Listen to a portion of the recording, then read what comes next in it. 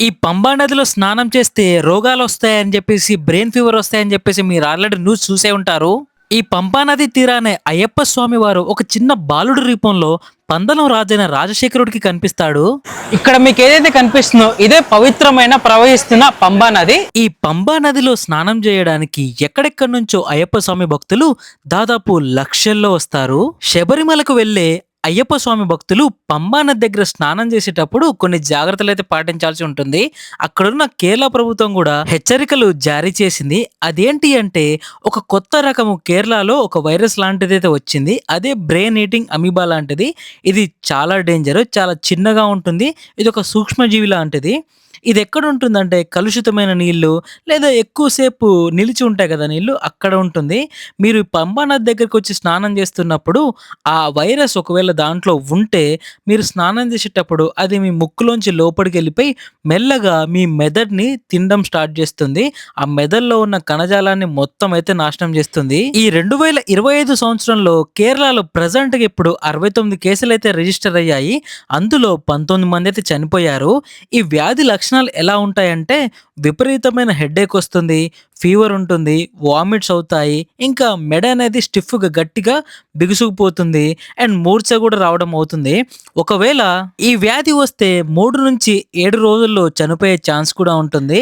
అందుకే శబరిమలకు వచ్చే అయ్యప్ప స్వామి భక్తులు చాలా ప్లేసెస్‌లో స్నానం చేయాల్సి ఉంటుంది కాబట్టి ఎక్కడైనా కలుషితమైన నీరు కానీ అండ్ ఆగి ఉన్న నీరు గానీ ఏదైతే ఉందో అక్కడ మీరు ఎక్కువ స్నానాలు చేయకపోవడం మంచిది. ఒకవేళ చేసినా కూడా ఆ నీరు మీ ముక్కులోంచి గానీ, నోట్లోంచి గానీ లోపలికి పోకుండా మీరు స్నానం చేస్తే చాలా మంచిది. మీరు ఇంకా తీసుకోవాల్సిన జాగ్రత్తలు ఏంటి అంటే, మీరు ఈ కేరళలో ఉన్న శబరిమలకి వచ్చేటప్పుడు ఎక్కడైనా చెరువులు కానీ, నదులు కానీ, సరస్సులు కానీ స్నానం చేయాల్సి వచ్చినప్పుడు అది నిరంతరంగా ప్రవహిస్తుందా లేదా ఆగి ఉన్నదా లేదా చూసుకోండి. ఆగి ఉన్న నీటిలో అయితే అస్సలు మీరు చేతులు కాదు కదా, మొహం కూడా కడుక్కోకండి, స్నానం కూడా చేయకండి. ఇంకా లేదు తప్పనిసరిగా స్నానం చేయాల్సిన సిచ్యువేషన్ వస్తే మాత్రము ముక్కును గట్టిగా మూసుకొని మీ తలనైతే ముంచండి. జాగ్రత్త పడండి. ముక్కులోంచి నీళ్లు అస్సలు వెళ్ళకూడదు. ఒకవేళ మీరు స్విమ్మింగ్ పూల్‌లో స్నానం చేయాల్సి వస్తే ఆ స్విమ్మింగ్ పూల్‌లో క్లోరిన్ ఉందా లేదా అని చూసుకోండి. ఒకవేళ క్లోరిన్ ఉంటే ఆ అమీబాని చంపడానికి ఆ క్లోరిన్ చాలా ఉపయోగపడుతుంది. ఎంతైనా మీ జాగ్రత్తలో మీరుండడం చాలా ఉత్తమము. ఇంకోటి ఏంటి అంటే ఈ అమీబా అనేది గాలి నుంచి ఒకరి నుంచి ఒకరికి సంక్రమించదు. ఇంకా ఈ వ్యాధి ఎవరికైనా వస్తే ఆ వ్యక్తి నుండి ఇంకో వ్యక్తికి కూడా రాదు, గుర్తుపెట్టుకోండి. నేను ఈ శబరిమల ఆలయం ఓపెన్ చేసిన రోజే వెళ్ళాను. నేను మార్నింగ్ వెళ్ళిన తర్వాత గంట సేపట్లోనే ఎక్కడ లేని జనాలందరూ లక్షల్లో వచ్చి గుమిగూడారు. అక్కడ పంబా నదిలో స్నానం చేసే దగ్గర అయితే ఫుల్‌గా జనం నిండిపోయారు.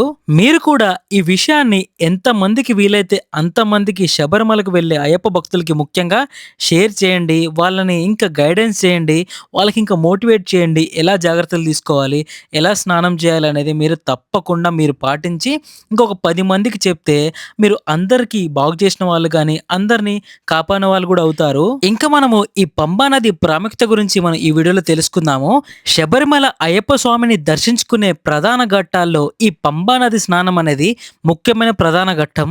ఫస్ట్ టైం దీక్ష తీసుకున్న కన్యాస్వాములు ఎవరైతే ఉంటారో మొట్టమొదటిగా ఇక్కడ పంబా నదిలో స్నానం చేసిన తర్వాత వాళ్ళ ఇరుముడిని ఈ పంబా నది ఒడ్డునే కట్టుకుంటారు. ఇంకా ఈ పంబా నది ఒడ్డునే ఆ అయ్యప్ప స్వామి వారు ఒక పందల రాజైన రాజశేఖరుడికి కనిపించాడు. చిన్న శిశువుగా కనిపించాడు. అప్పుడు ఆ రాజు ఆ శిశువుని తన రాజ్యానికి తీసుకెళ్లాడు. ఈ పంబా నది నీటి స్నానం తర్వాతే ఇక్కడ నుంచి శబరిమలకు వెళ్లే ట్రెక్కింగ్ స్టార్ట్ అవుతుంది. చాలా మంది భక్తులు ఇక్కడే స్నానం చేసి ఆ శబరిమలకు వెళ్లే కొండనైతే ఎక్కుతారు.